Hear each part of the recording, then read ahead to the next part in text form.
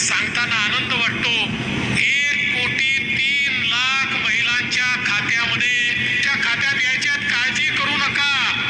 प्रत्येकाच्या खात्यात पैसे भाऊबीज भेट म्हणजे ॲडिशनल बोनस दिवाळीचा हा दिला जात असतो.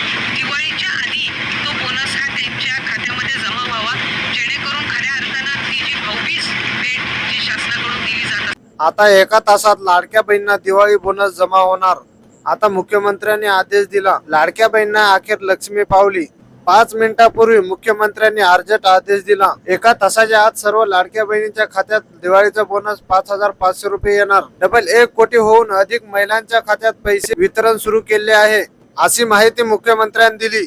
तुम्ही हे व्हिडिओ संपूर्ण पहा, जेणेकरून तुम्हाला संपूर्ण माहिती मिळेल. लाडक्या बहिणींची दिवाळी सर्वात जास्त गोड होण्यासाठी मुख्यमंत्र्यांनी एका तासामध्ये सर्व बहिणींच्या खात्यामध्ये दिवाळी बोनस जमा करण्याचे बँकांना कडक आदेश दिले आहे.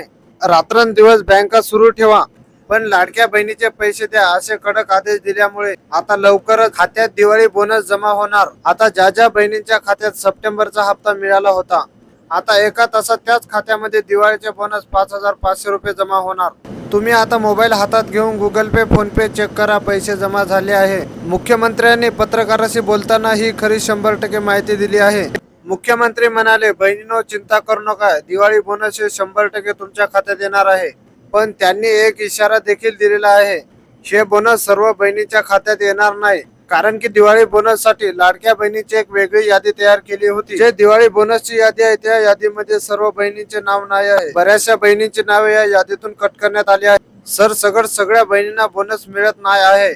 ज्या बहिणींचं नाव या दिवाळी बोनसच्या यादीमध्ये आहे, त्याच बहिणींना 5,500 रुपये येण्याचा मेसेज येत आहे. महिला व बाल विकास मंत्री आदिती तटकरे यांनी सांगितलं आहे. पडताळणीमध्ये 26 लाख लाडक्या बहिणींचा लाभ बंद करण्यात आलेला आहे.